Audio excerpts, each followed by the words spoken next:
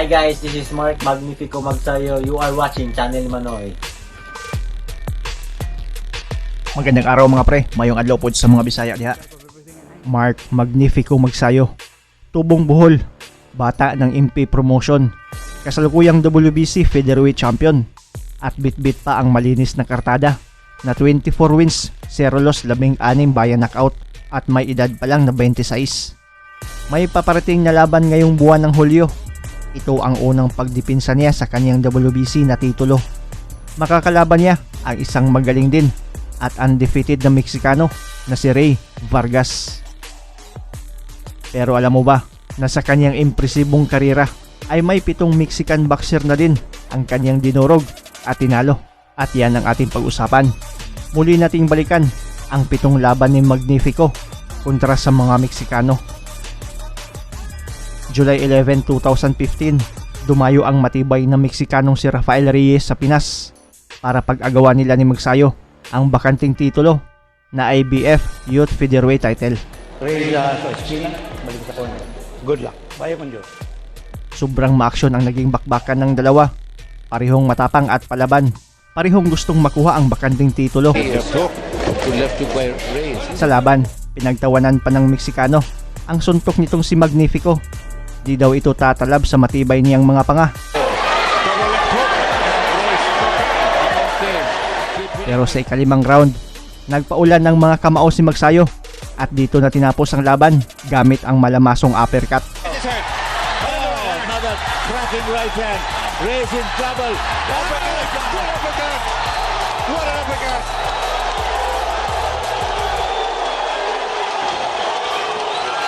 What a shot by Magsayo! What a beautiful combination by Magnifico. Sa kaparehong taon, October 17, 2015, dumayo sa unang pagkakataon si Magnifico sa Amerika para sa kanyang unang pagdipinsa sa titulo. Nakaharap niya dito ang Meksikanong si Yardley Arminta Cruz. Obey my commands at all times, and above all, protect yourself at all times. Touch him up, go back to your corner. Sa laban ay halos di pinagpawisan si Magnifico. Ginulantang niya ang Amerika sa galing at lakas na pinakita niya. Pinaulanan agad ng mga kamao ang kalaban sa unang round pa lang at tiklop ito.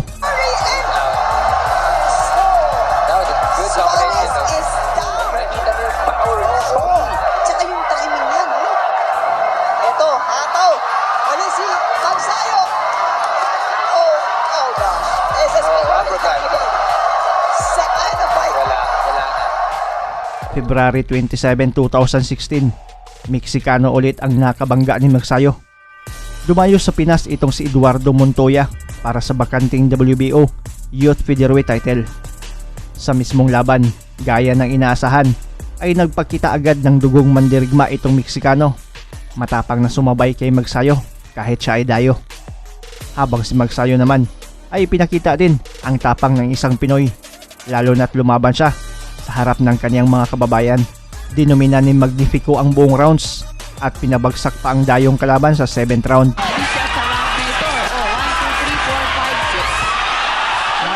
Montoya goes down. Panalo si Mark Magnifico Magsayo via unanimous decision at nakuha ang bakanting titulo. Mark Magnifico Magsayo! 2 buwan lang ang lumipas. April 23, 2016 ay may isang Meksikano na naman ang dumayo sa ating bayan. Inasahan si Magsayo para sa bakanting WBO International Featherweight title. Ito ay ang tinaguriang gatekeeper ng boxing na si Chris the Hitman Avalos. Sa laban nila, ang matibay na Mexican-American ay tila nagulantang sa lakas ni Magnifico sa unang round. Ilang beses naalog at nahilo mula sa malamasong kamao ni Magnifico.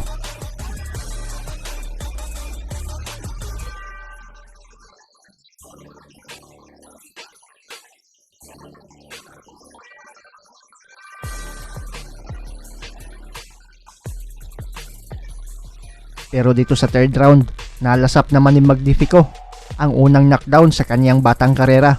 Isang kaliwa ang tumama sa panga at bagsak si babaw ng lona.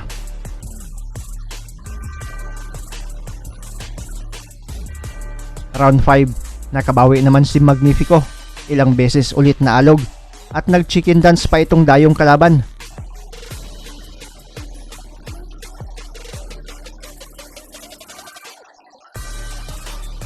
Hanggang sa tinigil na din ng referee ang maaksyong bakbakan, kasabay ang pagtapon ng tuwalya mula sa kampo ng Meksikano, hudyat ng kanilang pagsuko.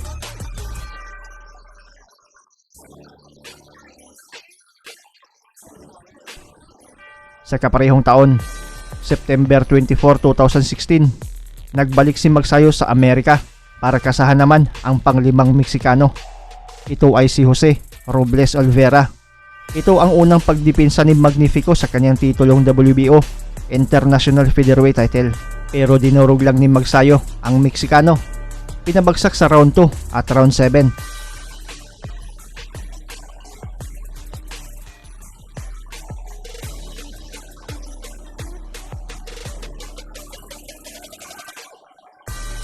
Panalo siya dito via unanimous decision at napanatili ang titulo.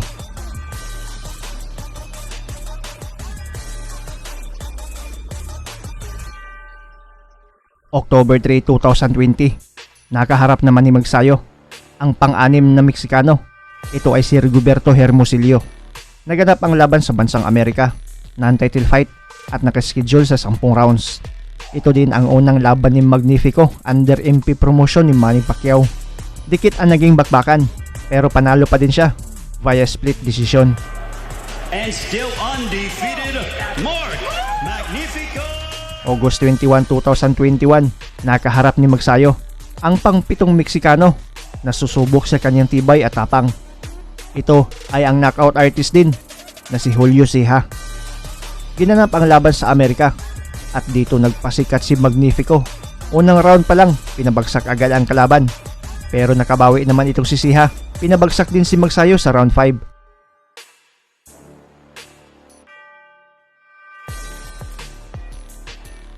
Pero bumangon, pinakita ang totoong dugong Pinoy. Dinurog at pinatulog ang Meksikanong si Ceja sa ika-10 round. Sa paparating na July 10, 2022, isang Meksikano ulit ang babanggain ni Magsayo. Ito ay si undefeated Rey Vargas.